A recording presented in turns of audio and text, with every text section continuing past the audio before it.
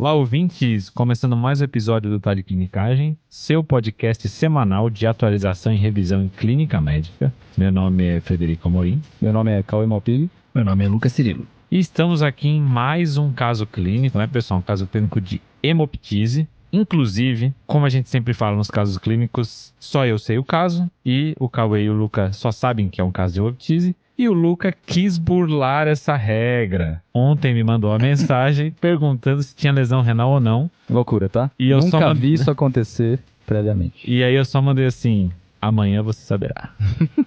Visando enriquecer a discussão hoje. Isso aí. Justo. Não, gostei. Gostei da resposta. O quanto que eu me aprofundo, né? Não, todo mundo já tentou fazer isso várias vezes. Ah, claro. Isso aí é rotineiro aqui. Mas a ideia é que a gente sempre tentar deixar pra também não ficar uma coisa vendida, né? Mas então, só lembrando o formato aqui, pessoal, não, aqui eu vou trazer o caso, então o caso eu vou trazendo em alíquotas, a princípio são 3 alíquotas, eu trago a primeira parte, eles avaliam, a segunda parte eles avaliam, aí depois a terceira parte e o final do caso. Cada final de alíquota que eu passar, se você quiser para melhorar o seu aprendizado, vale a pena dar uma pausa e você pensar o que você faria naquela situação e aí depois comparar com o que é discutido aqui. Bora começar o caso então, pessoal? Vamos lá, Fred.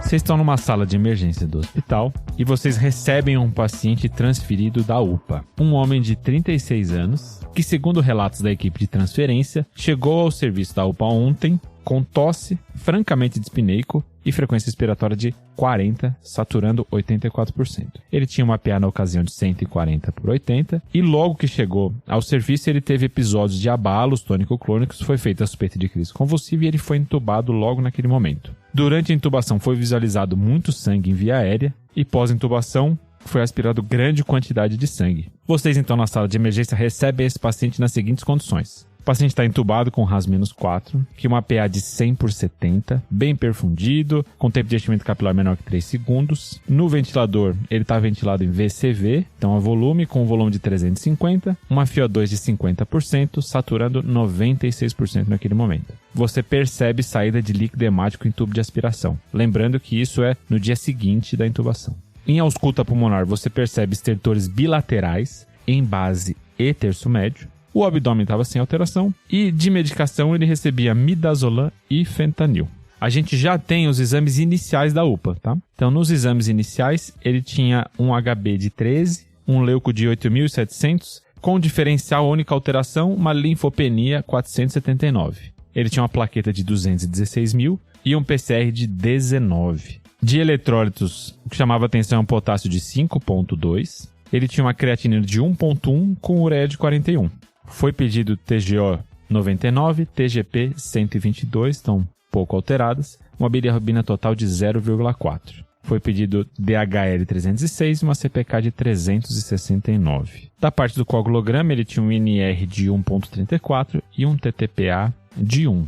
Ao exame físico, algo que chamou a atenção da equipe que avaliou na emergência é que ele tinha hemorragia conjuntival bilateral. E aí, pessoal, o que vocês fariam com esse paciente? E talvez aproveitar e falar um pouquinho sobre o paciente que chega com hemoptise no PS, mesmo que não seja esse que descobriu logo depois da intubação, né? Beleza, Fred. Então, uma coisa interessante já do caso aqui que você trouxe pra gente, Fred, é que, lógico, né, a gente tá num episódio de hemoptise, mas aqui o paciente não chegou com essa queixa, né? Então não chegou referido, talvez não por ele e nem pelos familiares, de realmente ter tosse com conteúdo de sangue, né? De sangue vivo. E isso pode acontecer às vezes, né? O paciente com sangramento de via aérea, às vezes ele pode até demorar para ter a manifestação de sangramento associado à tosse mesmo. Então, nesses casos tem que ter uma alta suspeita. E às vezes, se o paciente está instável, se tem uma necessidade de intubação, você acaba intubando e vê realmente o sangue na via aérea do paciente só quando você acaba aspirando ele ou logo depois da intubação, com o paciente ainda bloqueado, o sangue às vezes está em alta pressão ali, ele começa até a voltar pelo tubo, né? Para começar, Fred, você trouxe um caso assim que é bem definido de um paciente com uma hemoptise que a gente chama de maciça, né? Tá.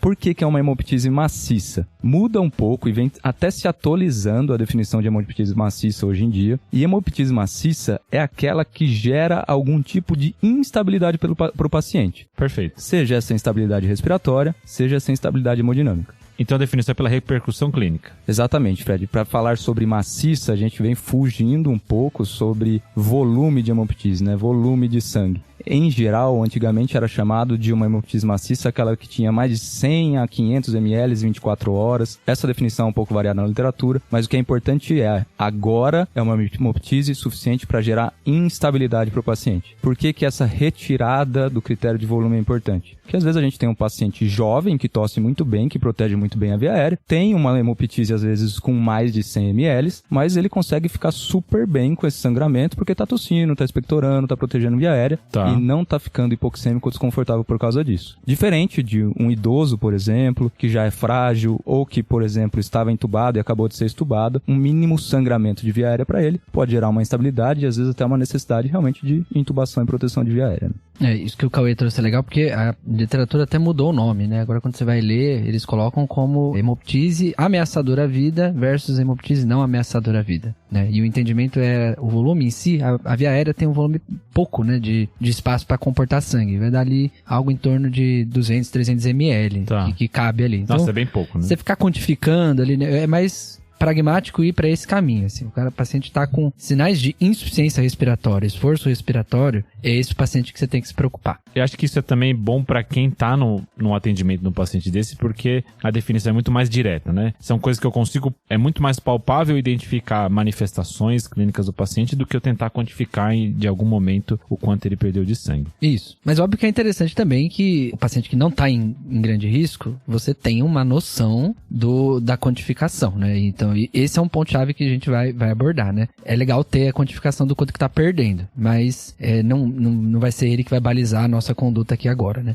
Beleza, acho que nosso paciente entra nesse critério, né? Ele teve uma insuficiência respiratória, precisou de intubação. Qual que é o próximo passo de avaliação num paciente em que eu diagnostico uma hemoptise ameaçadora à vida? Então vamos lá, Fred. Hemoptise ameaçadora à vida, então normalmente o paciente vai vir com algum grau de desconforto, não está conseguindo proteger muito bem a via aérea, já tem um grau de rebaixamento, não tem uma tosse efetiva. Então é os pacientes que normalmente a gente vai tomar uma decisão mais precoce sobre intubar e proteger a via aérea dele, né? Tá bom. Qual que é o problema disso, Fred? Tem que tomar muito cuidado no paciente com hemoptise que a gente decide por intubar, porque a gente está tirando o único reflexo que ele tem de tentar que ele jogar aquele sangue para fora que está inundando a via aérea dele. Perfeito. Então, sempre quando a gente intubar um paciente que tem sangramento que está representando uma ameaça para ele, a primeira coisa é pensar, primeiro, em intubar com um tubo bem calibroso. Aqui eu tô querendo falar de tubos realmente maiores, então, para homem, um tubo de 8,5 a 9, e para mulher, às vezes, até um tubo 8,5 para 8, por exemplo, para que a gente consiga usar a nossa maior sonda de aspiração para constantemente conseguir aspirar esse paciente, tá? Legal essa informação. E depois vai ter que passar um broncoscópio ali, né, em algum momento. Exatamente. Então, principalmente broncoscópios mais rígidos, né? Eles precisam de um calibre de tubo maior para a gente conseguir fazer uma aspiração ainda maior, né? Existem algumas outras nuances com relação à intubação desses pacientes, né? Então, aqui, normalmente,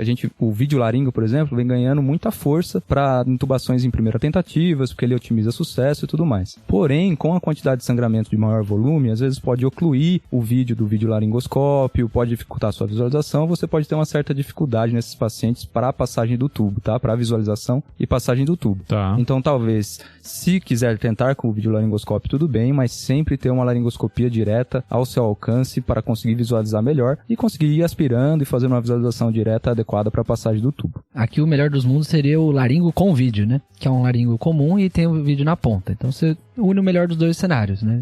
Tem a câmera, se o sangue atrapalhar, você vê direto a via aérea. Exatamente. Top essa informação. E aí, só outros dois cuidados, mas normalmente isso a gente precisa de mais imagens, tá? Até, Fred, normalmente pelo menos de um raio-x para a gente conseguir tomar decisão com relação a esses próximos pontos da intubação. Tá. O primeiro ponto é o posicionamento do paciente após a intubação, tá? Então, qual que é a ideia aqui? Se eu consigo fazer uma radiografia para esse paciente de uma forma rápida e vejo que o sangramento é claro de algum dos dois lados, né? Então, é mais no pulmão esquerdo, parece que está vindo mais no pulmão direito, é interessante a gente posicionar esse paciente com o pulmão mais acometido para baixo. Ou seja, o sangramento deve estar vindo daquele lado, eu coloco o meu paciente no decúbito, onde o pulmão acometido fica para baixo, na ideia de não ficar inundando o pulmão, que em teoria é sadio, tá? Então, o posicionamento após a intubação é uma coisa que a gente pode considerar, mas via de regra a gente vai considerar quando a gente já tem uma radiografia dizendo onde é o maior sangramento, né? Então, qual o pulmão? Se é no pulmão direito ou se é no pulmão esquerdo. Aqui é uma malícia, né? Você vê o cara que tá com sangramento ali na via aérea, você já pedir pro raio-x ir chegando no setor junto com a estabilização, legal, já te adianta, né? né? Porque,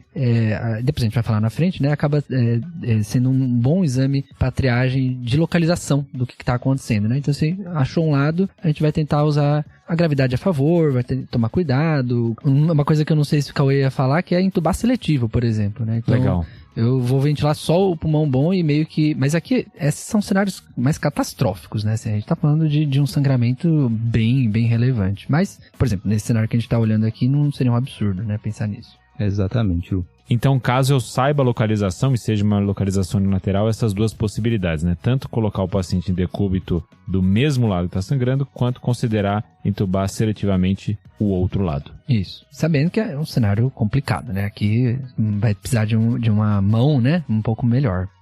Mas como tudo que é clínico, né? Tem a pseudocausa, né? Então, eu acho que cuidado só com esse cenário. O paciente chega tossindo sangue. Tudo bem, né? Hemoptise vem na cabeça, mas vale lembrar de causas que podem se manifestar como, né? A pseudo-hemoptise. Tá bom. Tem pseudo-hiponatremia, tem pseudo-hemoptise também. E aí os dois principais via aérea superior e trato gastrointestinal. Legal. Pensando em via aérea superior, um cenário que pode confundir e confundir bem é aquele sangramento de faringe posterior.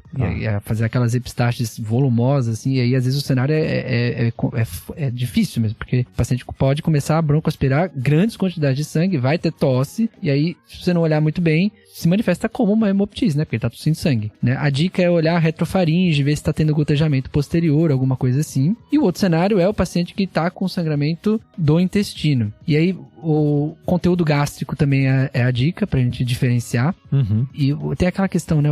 Ele vem meio como se fosse borra de café, né? Quando vem do estômago, pode vir conteúdo bilentérico junto. O paciente vai ter dor abdominal, alguma outra coisa que a gente... talvez não tá vindo do pulmão esse quadro, né? E ele tá broncoaspirando também por conta do volume, né? Excelente, Lu. E às vezes até, você falou da retrofaringe, né? Mas às vezes até uma avaliação ali da cavidade nasal pra ver se tem sangue ali no local também, né? Às vezes até extravasando pra região anterior nasal. É interessante. O que é importante disso também, assim, até pra ver a apresentação do caso, quando a gente tem uma hemoptise mesmo, a tendência do paciente é ele evoluir primeiro com sintomas respiratórios e depois instabilidade, por exemplo, né? Principalmente quando a gente tá falando de sangramentos gastrointestinais, o inverso tende a acontecer, né? O paciente com sangramento gastrointestinal mais grave, ele tende a evoluir com instabilidade primeiro, rebaixamento e às vezes até broncoaspirar e ter essas tosses com sangue mesmo, né? Exato. E eu acho que uma coisa que tem que ficar bem pintada aqui é que o paciente... Aqui a gente tá falando de paciente que vai ficar hipoxêmico e insuficiência respiratória. A gente falou pouco de instabilidade hemodinâmica, né? Tá. Porque geralmente é isso, né? A quantidade de sangramento que ele vai ter é muito pequena, já é o suficiente para causar a insuficiência respiratória. Então a gente não precisa esperar que o paciente vai instabilizar hemodinamicamente para começar a ter repercussão clínica. Inclusive, Perfeito. não é isso a apresentação. Independente, né, Lu? É um sangramento, né? Então, inclusive, as pseudo-hemoptises são sangramentos. Então, assim, se você tá com sangramento que aparenta grave ou aparenta de grande volume para você, né? Lembre, você vai ser manejado basicamente em termos de transfusões. Se o paciente tá instável, vai ser basicamente manejado como transfusão maciça, né? Os protocolos de transfusões maciças no hospital, que vai transfundir concentrado de hemácia, plaqueta e às vezes até o plasma, dependendo de cada protocolo. E lembrar que esses pacientes, eles merecem um acompanhamento de perto das discrasias sanguíneas deles, né? Então a gente precisa sempre saber, às vezes até 2 vezes ao dia, às vezes até mais frequente, como que tá a plaqueta, como que tá o RNI, como que tá o coagulograma. E muito importante para a estabilidade do coágulo é ter o fibrinogênio. Lembrar que a gente tem uma meta de fibrinogênio para pacientes com sangramentos agudos, principalmente quando esses sangramentos estão gerando algum tipo de instabilidade. E isso é muito importante para pacientes com hemoptise, por quê? Porque primeiro a gente precisa estabilizar esses pacientes para pensar como que a gente vai fazer um exame, uma broncoscopia para tentar controlar esse sangramento. Antes disso tudo, vai vir o controle de discrasias para ver se a gente consegue minimamente estabilizar esse paciente para depois ir sim para algum exame que seja realmente efetivo em termos de hemostase. E esse é um cenário que o controle é bem agressivo, né? Então, em outros cenários nem tanto, mas aqui a gente costuma ir bem à risca mesmo, tentar corrigir tudo que é possibilidade, porque o volume é muito pequeno, né? Então qualquer volume já pode piorar muito a ventilação do paciente. Então é bem nesse contexto mesmo, né?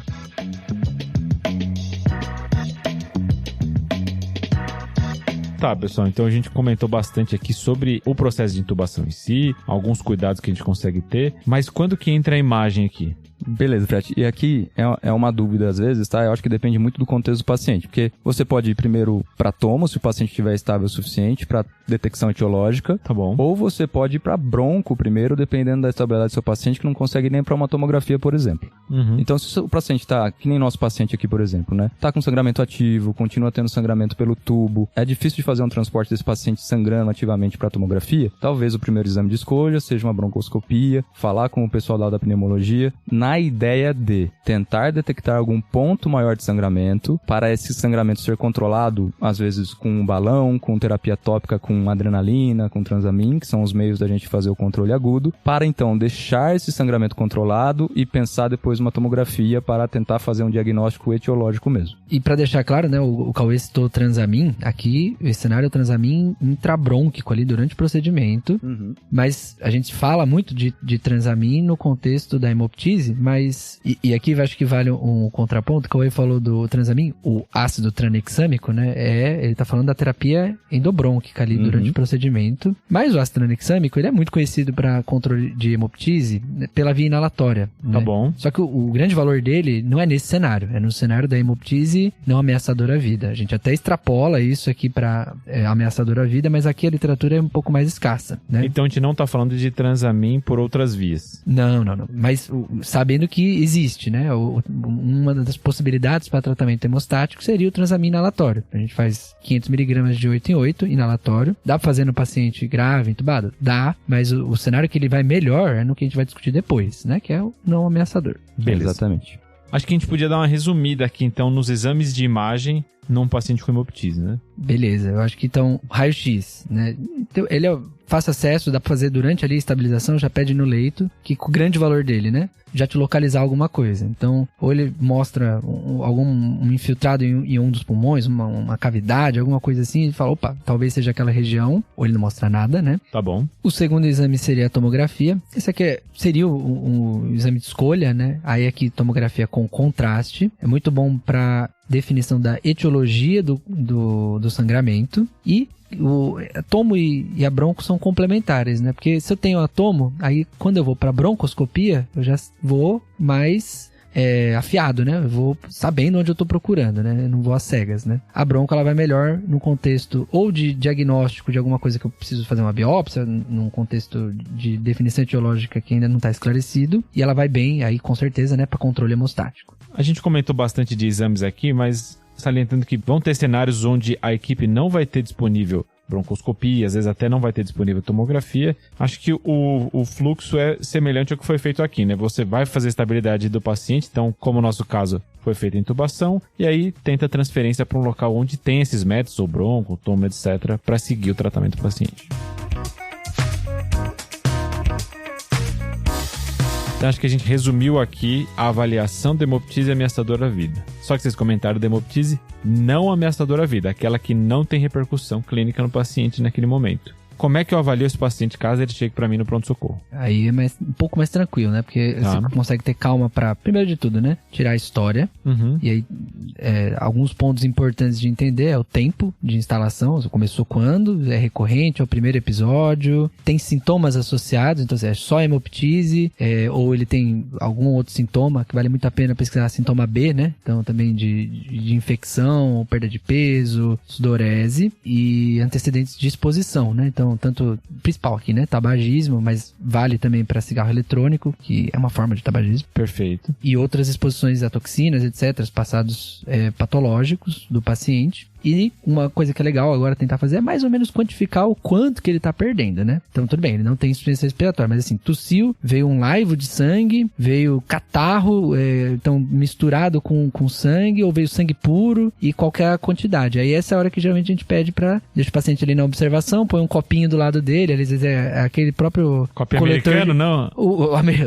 O coletor de urina, às vezes, o copinho de coletor de urina, e pede pra ele ir desprezando no coletor, ou num saquinho, pra você ter mais ou menos uma ideia, a velocidade que ele tá perdendo, né, o quanto que é e o aspecto pra você caracterizar melhor. Aí aqui, esse é o momento que você tem um pouco mais de calma pra tirar essa história, né? Exatamente. Normalmente a gente costuma ver nessa observação, então, na verdade, sempre observar o paciente.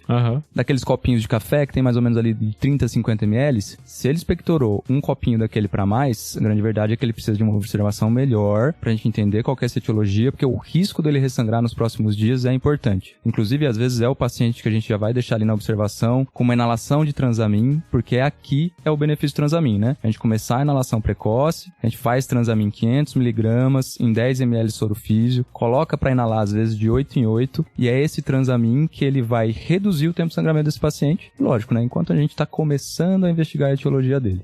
Eu gosto de pensar, quando eu tô com um paciente no pronto-socorro, das principais etiologias. Então, as principais etiologias são as que a gente vê no dia a dia. Então, é pneumonia, é bronquite, é o paciente que pode ter tuberculose, é o paciente com bronquiectasias prévias ou sinais de neoplasia. Então, a minha investigação, tanto de anamnese, exame físico e de exames, vai ser direcionada para essas queixas que eu vou perguntar para o paciente que me surgiram essas patologias.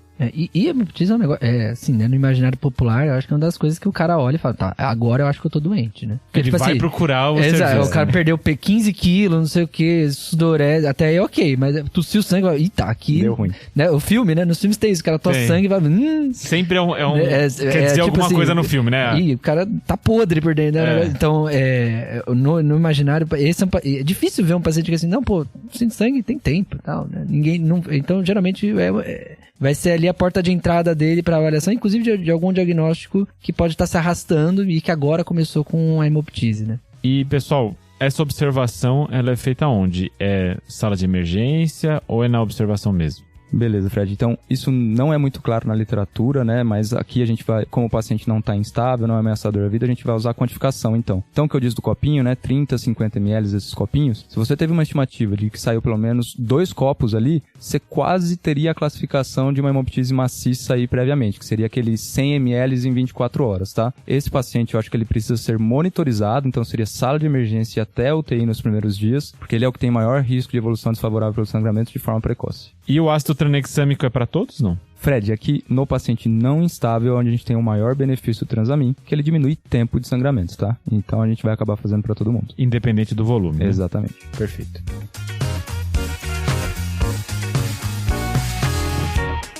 Voltando aqui para o caso, então, o que vocês querem de exames para esse paciente? Beleza, Fred. Então, para começar aí, realmente pra gente começar a esclarecer um pouco para esse paciente, ter o raio-x de uma maneira mais imediata seria interessante até para condução, mas idealmente, se tiver já estável uma tomografia de tórax com contraste na investigação de etiologias, né? Tá bom. Tomo de crânio para esse paciente, eu acho que já dá para emendar, porque afinal ele teve uma crise convulsiva ainda não esclarecida, a gente não tem muitas coisas da história.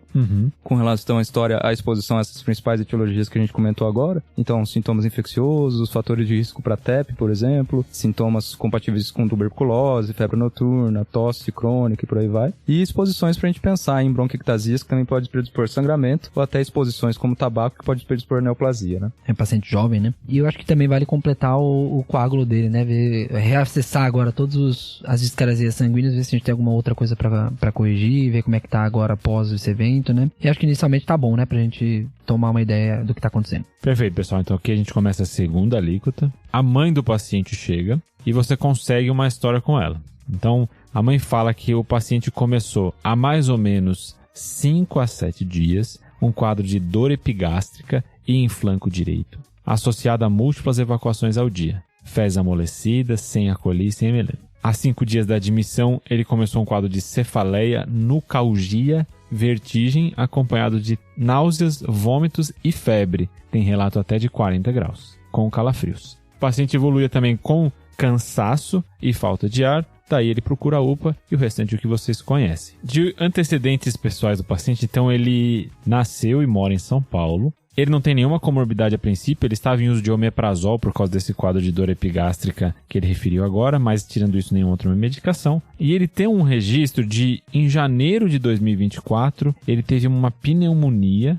tratada com sulfametoxazol trimetroprima. Na infância, esse paciente teve um episódio de meningite meningocócica aos 3 anos de idade e atualmente ele tem uma dificuldade intelectual que a suspeita é secundária a esse episódio na infância. Ele já teve uma pneumonia com necessidade de drenagem torácica na infância, mas a idade que ele teve não é muito clara. Então, suspeitando a equipe na época que ele teve uma pneumonia, teve um derrame pleural, e aí por isso precisou fazer essa drenagem, mas essa história não ficou clara. O paciente era um jardineiro, ele não fez nenhuma viagem no último ano, não tem nenhum animal de estimação, ele não tem contato com animais com frequência. O paciente trabalha numa floricultura, numa cidade do interior de São Paulo.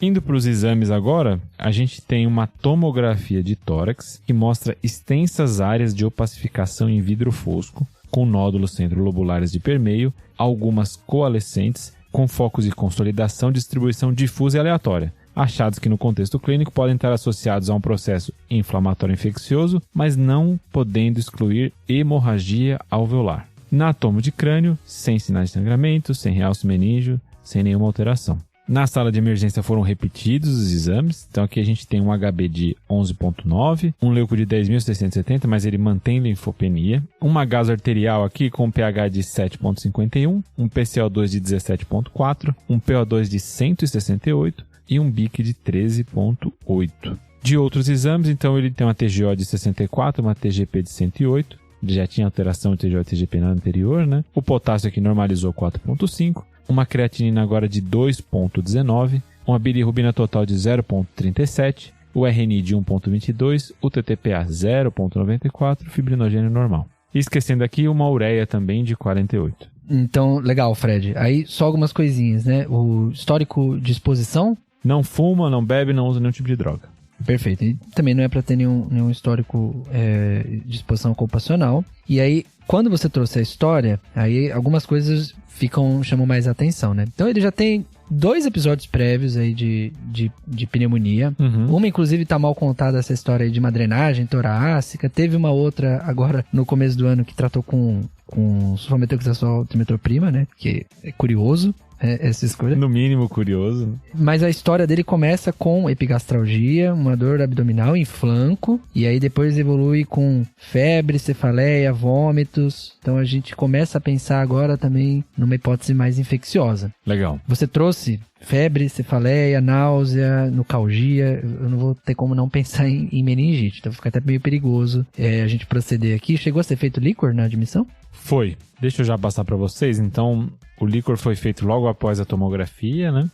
Aqui a gente tem uma célula, 12 hemácias, uma glicose de 95, um lactato de 19, 20 de proteína. Ufa. Então, bem, líquor ok, inocente. Uhum. Aí, resumindo, né? Então, ele tem um HB de 11.9, teve uma queda aí de 1 ponto, mantém essa linfopenia, que chama atenção, né? Apesar da leucocitose relativa. Não tem nenhuma outra discrasia sanguínea nos exames que a gente pediu. Tem uma gasometria que está com hiperóxia, então tem que ajustar aí o ventilador do paciente. Boa. E você trouxe também aqui uma lesão renal, né? Então ele tem uma creat de 2.19, já é uma Cadigo 2 aí. Então deu rim, deu urina também, né? Ele fez urina na admissão? Tem sim, Luca. Eu não conhecia essa expressão, deu rim, deu urina. Vou utilizar. Mas, então aqui a gente tem uma urina com 0,2 de proteína, um leuco de 10.560, com mais de 1 milhão de eritrócitos, dimorfismo eritrocitário ausente. Certo. Tinha hemoglobina? Hemoglobina positiva, 3 cruzes. Certo. E aí, para além disso, para finalizar, ele também tem esse aumento tocado de TGO e TGP, né? Mais TGP do que TGO, então parece que fez também uma hepatitezinha aí no contexto. Tá. Certo. Então agora, vamos lá, né, Coy? Vamos lá então, Lu. Eu acho que só pra gente organizar, né, esse paciente claramente, ele tem alguns órgãos afetados, né, que chamam mais atenção aqui, sem dúvida, pra gente, o pulmão dele e agora o rim, que deu uma piorada, mas também tinha essa dor abdominal, que a gente ainda não explicou, que a gente vai precisar esclarecer um pouco mais. Estamos no episódio de hemoptise, então aqui eu quero organizar o nosso pensamento de um paciente que veio com hemoptise pra gente, tá? Então aqui a gente gosta de organizar a nossa cabeça em termos anatômicos para pensar nas etiologias de hemoptise, tá? Então, em termos anatômicos, a gente vai dividir em 3. A gente vai dividir em via aérea e brônquios, parênquima e causas vasculares, né, Lu? Beleza. De via aérea e brônquios, o que a gente tem de mais comum, pensando um pouco mais no contexto aqui do Brasil, é bronquiectasias. Então, sempre extrair um pouco os dados do paciente de patologias pulmonares prévias, se já teve infecções recorrentes, se tem exposições importantes para pensar em DPOC e alterações arquiteturais pulmonares. Aqui a gente vai passar ainda de maneira comum neoplasias pulmonares, que a gente vai conseguir ver melhor na tomo, né, em termos de massas, de alterações arquiteturais. Principalmente as broncogênicas, né, que sangram pro bronco e aí manifesta com evoptise. Exato. E também aqui a gente tem as bronquites agudas, principalmente as virais, né, e bronquite crônica no contexto de DPOC, de doenças pulmonares crônicas, né. Quando a gente está pensando no parênquima, aqui tem duas mais importantes pra gente, que são comuns aqui pra gente no Brasil, que é, primeiro, tuberculose, né? Então, fazendo caverna, com sangramento da caverna, sangramento para brônquios, por exemplo, e pneumonia também, né? Apesar de não ser manifestação mais frequente, pneumonias bacterianas podem cursar com hemoptise também, né, Lu? Principalmente naquele contexto de pneumonia necrotizante e abscesso pulmonar, né? Exatamente. Ainda pensando em infecção e acometimento difuso, a gente tem que lembrar aqui no Brasil de estrongiloidíase, né? Que é a síndrome de Loeffler, né? E pensando também em acometimento difuso, um dos padrões que a gente tem é o tal da hemorragia alveolar difusa. Que aqui vira outro mundo, para falar a verdade, né? Então, dentro das causas parênquimatosas, a gente vai estar as síndromes de hemorragia alveolar difusa, que se dividem aí também, né, Lu? Isso, aí a gente acaba dividindo em capilarite, né? Dano alveolar difuso e o sangramento sem dano, né? Isso, Lu. Então, quando a gente está pensando em capilarite, a gente está pensando em inflamação vascular. São causas talvez um pouco menos comuns, mas aqui a gente sempre tem que lembrar das vasculites ANCA associadas, mas também de outras vasculites como BC, crioglomerulinemia e por aí vai. Goodpasture também, né? Goodpasture. Mas a gente não pode esquecer que algumas infecções, além do dano difuso direto que elas vão fazer, elas também podem fazer sangramento por capilarite. E aqui normalmente a gente inclui até uma infecção que a gente tende a pensar no pulmão em casos mais graves, que é a leptospirose, tá? Então a gente não pode esquecer que infecções por si só podem causar capilarite também. Tem o dano alveolar difuso, né, que a gente comentou, que aí é aquele contexto do pulmão de SARA, né, o paciente que está com muito acometimento de parênquima pulmonar começa a ter sangramento também pro interstício, e aí pode manifestar com hemoptise, e tem o sangramento sem dano estrutural, né. Que normalmente aqui a gente vai pensar num paciente que tem algum tipo de discrasia, principalmente, né, Lu? Então tem trombocitopenia por algum motivo, tem alteração do coagulograma, tem uma hipofibromialgia, ou até está em uso de anticoagulante por algum motivo, né? Um outro cenário também é aquele paciente que tem uma doença do ventrículo esquerdo, né? E aí começa a fazer a pressão venosa aumentada e isso extravasa para o pulmão. Normalmente mais característico esses sangramentos por pressão venosa aumentada em caso de insuficiência mitral aguda grave, né? Isso, com aquelas complicações de infarto. Agora, o curioso é o seguinte, hemorragia alveolar difusa é um negócio que passa um pouco a perna na gente.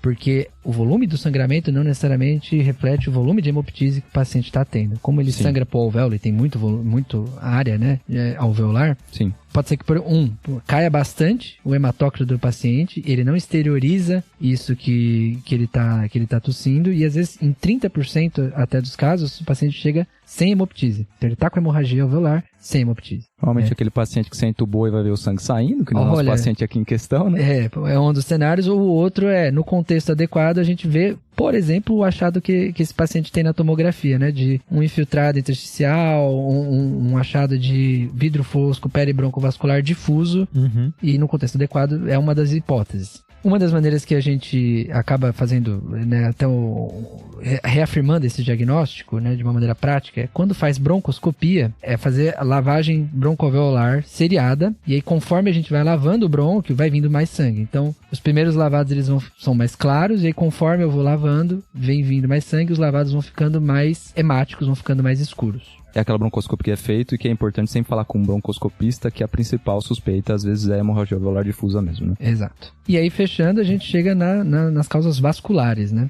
E aí, das vasculares, Lu, puxando um pouquinho das etiologias prévias, tá? Normalmente, quando a gente tem alguma alteração arquitetural do pulmão, a gente tem um sangramento, na verdade, vascular, né? Que são das artérias brônquicas, principalmente. Quando a gente tem hemoptise, quando a gente tem sangramento pulmonar, esses são os locais de principal etiologia, na verdade, das artérias brônquicas. Mas a gente pode ter sangramento dos ramos da artéria pulmonar também. E, normalmente, aqui a gente vai pensar em dois casos principais pra gente. Que é casos de TEP, que pode evoluir com sangramento e hemoptise também, até 10, 15% dos casos casos de TEP, pode evoluir com hemoptise. E aneurismas de artéria pulmonar, que aqui tem algumas causas, mas lembrar que até vasculite pode causar aneurisma de artéria pulmonar. Se tiver alguma rotura mais importante para a via aérea, o paciente pode ter uma hemoptise aí de grande volume, tá?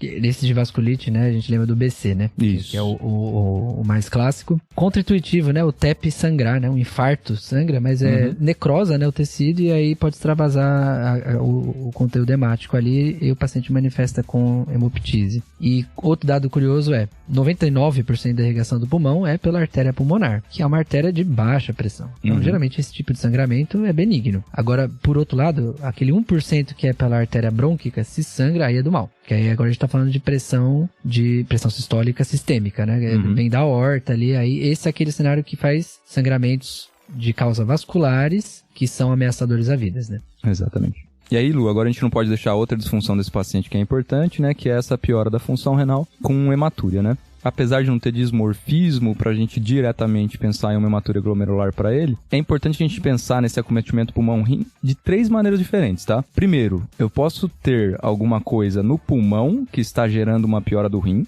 ou seja, tem um quadro de uma pneumonia, com sepse, tive uma disfunção renal. Que esse é o mais comum, deixa bem claro. Posso ter algo no rim que piorou o meu pulmão e fez uma hemoptise, então aqui só dando um exemplo, uma síndrome nefrótica que predispôs a uma trombose, fez o TEP e uma hemoptise. Aí der uma volta maior, ou então, por exemplo, um edema nefrogênico generalizado, né? Justo. E eu posso ter uma coisa que está acometendo os dois, né? Então, quando a gente vai realmente chamar aqui de uma síndrome pulmão-rim, eu tenho uma patologia que está gerando acometimento pulmonar e renal pelo mesmo mecanismo, vamos dizer assim, né? Aqui a gente lembra daquelas vasculites de pequenos vasos, né? Então, poliangeite com granulomatose, GPA, ou a poliangeite microscópica, ANCA associadas, mas também pode ser lúpus, crioglobulinemia, e tem as infecciosas, né? Aqui a mais clássica que a gente lembra é leptospirose, né? É pulmão-rim, síndrome de Weil, mas além disso também tem a atavirose, que é parecido, né? Mas aí por vírus, também está relacionado com roedores, né?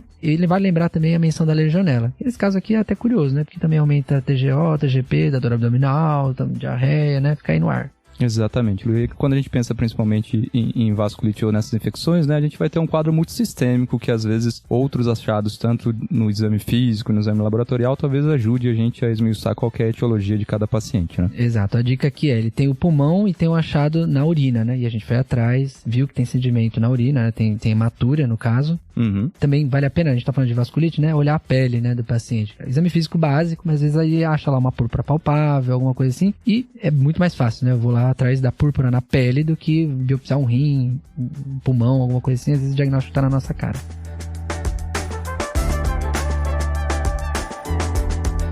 Então, Lu, aqui só pra gente trazer pro nosso paciente agora, né? A gente já tem a tomografia dele, então dá pra falar um pouquinho dessas etiologias que a gente falou. Não vimos nenhuma alteração arquitetural significativa. O acometimento dele parece ser mais parenquimatoso difuso. Então, eu acho que realmente de etiologias bem importantes pra ele aqui no momento do que a gente tem é infeccioso, e uma possibilidade mais baixa, menos frequente de vasculite a gente não pode deixar de lado, né? Então, como agora a gente já sabe um pouquinho melhor o quadro desse paciente, estamos na dúvida se tem uma infecção pulmonar que pode estar gerando essa hemoptise dele, esse sangramento de via aérea, acho que iniciar colocando antibiótico, né? Né? Com certeza. Como esse paciente não me aparenta ter muitos fatores de risco em termos de resistência, não teve uso de antibióticos recentemente, apesar de ser um paciente grave, a minha cobertura para pneumonia vai ser conforme pneumonia da comunidade, que ainda continua sendo um diagnóstico mais frequente. Então, eu entraria com ceftriaxona e uma cobertura com macrolídeo, uma claritromicina ou azitromicina, por exemplo, né?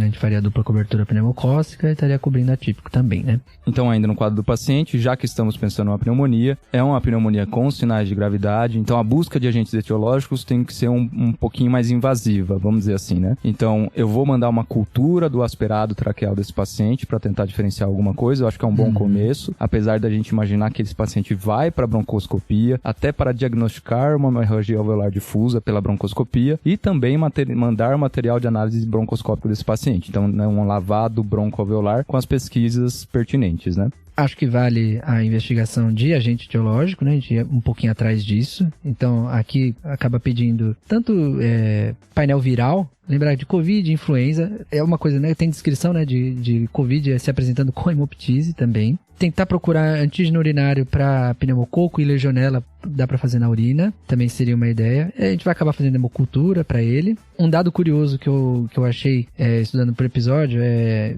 no Paquistão, 1/4 das hemoptises espontâneas graves, né? Eram por dengue. E ele começou o quadro lá no começo com dor abdominal. Então eu não considero de todo ruim pedir sorologia para dengue aqui também, tá? Como já passou do início do quadro, não faz muito sentido o NS1, pediria dengue, IgM e IgG. Agora, falando um pouco dos exames do rim que vale a pena a gente ter aqui também, lembrar que a gente pediu só uma urina 1, ela não é um bom exame para a gente detectar alterações glomerulares, principalmente quando a gente tem uma hematuria tão significativa que nem essa. Então é melhor mandar para um laboratório especializado, se for possível, uma pesquisa de dismorfismo eritrocitário direta mesmo, nesse caso. E acho que vale também mandar de uma urina isolada, se o paciente tiver diurese satisfatória, um P/C, para a gente ver se esse paciente tem uma proteinúria aumentada, para a gente pensar em algum acometimento glomerular no rim, tá? Perfeito. E aqui a última coisa né? É um paciente que tá grave. Então, assim, a gente não sei em que contexto vai conseguir a velocidade de fazer a bronco, para que lado que o paciente vai andar. Eu acho que em concomitante, como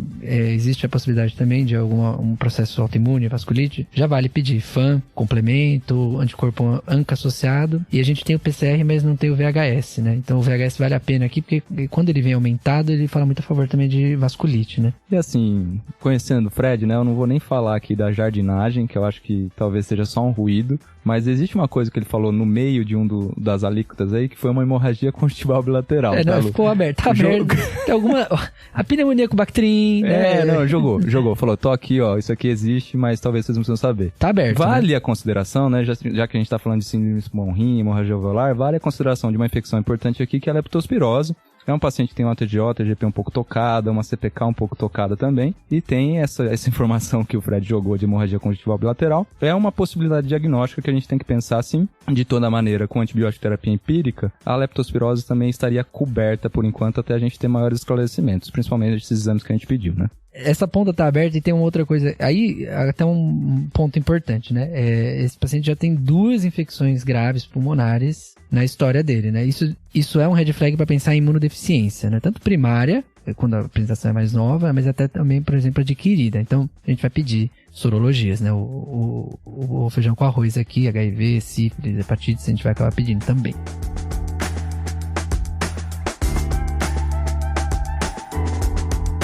Pessoal, vamos então para a parte final aqui, então, última alíquota. O diagnóstico sai agora. Eu queria saber de vocês algum palpite. Eu vou ficar infeccioso ainda. Tá. Eu acho que ou legionela ou dengue. Tá bom. A dengue eu descobri hoje, aprendi com o Lu aqui. Eu ficaria mais como legionela aí. Ele tem uma exposição aí também, né? Não sei como que era esse contexto da jardinagem, mas ficaria ainda como uma infecção pulmonar que está gerando um desarranjo do rim, não necessariamente uma vasculite, porque a gente também não tem tantas coisas que gritam para vasculite e é uma hipótese menos provável por enquanto. Fechou, pessoal. Dos exames que vocês pediram, a parte de autoimunidade veio toda negativa. FAM, ANCA, tudo negativo, tá? A suspeita que você teve, Luca, de imunodeficiência também foi feita pela equipe. Foi feito um rastreio inicial com imunoglobulinas que veio normal. Foi feita sorologia de HIV, hepatites e sífilis, todos negativos. De pesquisa microbiológica, foi feito um lavado. Esse lavado foi feito pós início de antibiótico, né? Mas ele veio negativo. Difícil dizer se tinha alguma coisa lá ou não. Hemocultura também negativa. E aí, de pesquisa específica, antígeno urinário para legionela veio negativo. Da parte de dengue, então foi feito tanto PCR para dengue, que veio negativo, quanto sorologia para dengue, que também veio negativo e foi repetido, inclusive, manteve-se negativo. Considerando que estava numa época de aumento de casos, essa hipótese foi reavaliada várias vezes, pensando na epidemiologia. Foi feito a teste de chikungunya, Zika, PCR e sorologias também, todos negativos. PCR para pneumocistose também negativo. Essa hipótese que vocês fizeram de leptospirose também foi aventada na ocasião e até foi discutido com o paciente depois de ele ser estubado, se ele tinha tido algum contato com rato ou algo do gênero. Ele comenta que durante a jardinagem, às vezes ele tem que lidar com lixo e às vezes tem contato com ratos esporadicamente. E aí foi solicitado sorologia de lepto, que veio positivo. Então, aqui o exame feito foi o teste de aglutinação microscópica, também chamado de MAT. Esse é o teste que geralmente tem nos laboratórios de referência. E para fazer o diagnóstico, a gente tem 2 opções aqui. Ou a gente tem 2 sorologias com intervalo aí de 7 a 14 dias entre elas, onde eu tenho um aumento de título de uma para outra de 4 vezes. Ou eu tenho uma sorologia única com um título maior do que 800. No nosso paciente, ele teve uma sorologia com um título de 12.800 para Leptospira interrogans, sorotipo Copenhagen. Então, acho que vale a pena só comentar algumas coisas desse caso que deixam ele um pouquinho diferente do normal. Primeiro, que a leptospirose ela pode ter tanto a manifestação ictérica quanto anictérica. E a gente acaba associando a manifestação ictérica com o quadro mais grave, incluindo hemorragia alveolar e lesão renal, mas essas 2 coisas podem acontecer na forma anictérica. Então, uma das coisas que fez as pessoas pensarem um pouco menos em leptospirose também nesse caso foi isso, o paciente não ter demonstrado icterícia em nenhum momento. A ideia de lesão renal aguda com potássio baixo não vai acontecer em todos os pacientes. Inclusive, isso também foi comentado. Mas o potássio não caiu, mas isso não é para esperar em todo o paciente. Os pacientes com leptospirose de forma anictérica podem ter geralmente 2 fases. A fase inicial, que é a fase que tem febre, mialgia, cefaleia, pode ter diarreia, tosse, dor de garganta. É um quadro bem inespecífico. Aí, esse paciente pode ter uma melhora e depois tem uma segunda fase, que é chamada de fase imune, onde ele pode ter as manifestações mais graves. Só que as manifestações mais graves podem acontecer logo no começo. Não é em todo mundo que isso acontece, mas pode acontecer, especialmente aí a hemorragia alveolar. Então a suspeita nossa foi essa. O paciente teve uma leptospirose anictérica que teve logo no começo da doença uma hemorragia alveolar. E uma outra coisa que chama a atenção desse paciente é a hemorragia conjuntival bilateral. Então, na leptospirose a gente pode ter 3 principais tipos de olho vermelho da leptospirose. Então a gente tem a sufusão conjuntival, onde o paciente tem um engurgitamento dos vasos do olho, então o olho fica todo avermelhado. A gente pode ter hemorragia conjuntival, o menor número de casos, então a sufusão conjuntival, uma estimativa aí de 50% a 80% dos casos, já a hemorragia conjuntival muito menos, tem série de casos com 10% de casos, ou o paciente pode ter uveíte, o que também pode causar o olho vermelho. Então a leptospirose pode aí trazer essas 3 manifestações diferentes no olho. E aí, por último, só comentar que existe dúvida atual se tratamento com antibiótico melhora os desfechos de pacientes com leptospirose. Saiu até uma revisão sistemática e meta-análise desse ano da Cochrane, comparando antibiótico com placebo, e não foi encontrada diferença em mortalidade e outros desfechos, porém, existe a discussão se os estudos são poucos e a confiança nesse dado é baixa. Mas então, só salientando que existe dúvida aí se antibiótico é benéfico ou não, na prática acaba se iniciando. Aí, ó, a dica tava no olho vermelho, né? Eu não falei do... Eu sabia, tinha uma coisinha ali, cara, que o Fred tava deixando nas entrelinhas. Tava na frente de vocês o tempo inteiro, desde a primeira ali. Caso tranquilo, né? Não, ele não escondeu. Ele não escondeu. Mas é isso, né? É importante. Eu pensei em esconder, sabia, mas não escondi. Não, mas que bom. Mas é muito bom o caso, viu, Fred? Acho que deu pra deixar um frame que é uma hemoptise bom, e é legal que a gente pelo menos tocou aí na leptospirose, né? Então é um frame bom pra gente começar a pensar em hemoptise, né? Acho que bacana isso. Falando bastante coisa, né? Hemoptise, hemorragia alveolar difusa, síndrome pulmão-rim, né? Bem legal. Bom caso.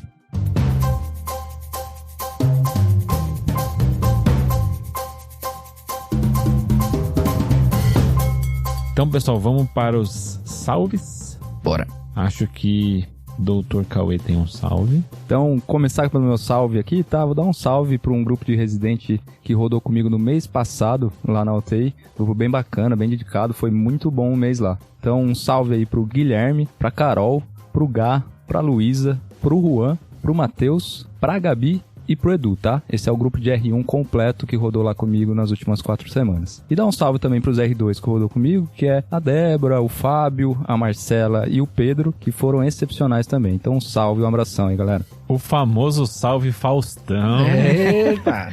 Não, mas esse pessoal é top mesmo. E você, Luca? Tenho 2 salves aí. Um vai pra já que o episódio foi meio grave, né? Uhum. Vai pra um colega meu que tá fazendo intensivo agora, ex-preceptor lá do ABC, do Dr. Raul Narita. Doutor. Muito querido lá no ABC, parceiraço, mandar um abraço pra ele. Acho que nunca mandei pra ele. E o outro abraço vai pra maior propagadora do TDC no meio acadêmico, que é a Giovana, minha namorada. Ela é... Aí sim. Antes ela era residente, agora ela é médica de família, ela trabalha em São Caetano, ela é preceptora também dos internos lá na USCS. e a maior divulgadora. Ela sempre pede um cupom personalizado só pra ela, porque ela divulga pra todos os acadêmicos lá. Vamos, demais. Guia Giovana, a gente dá um cupom pra ela. Já tá feito.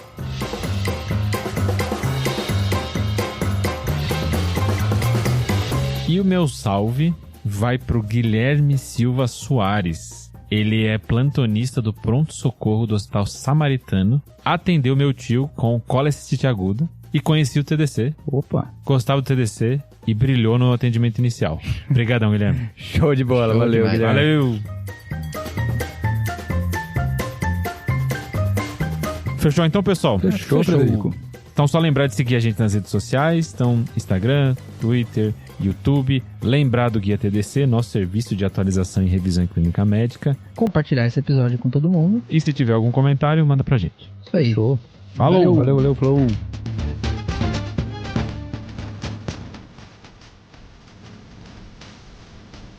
Esse podcast tem como objetivo educação médica. Não utilize como recomendação. Para isso, procure seu médico.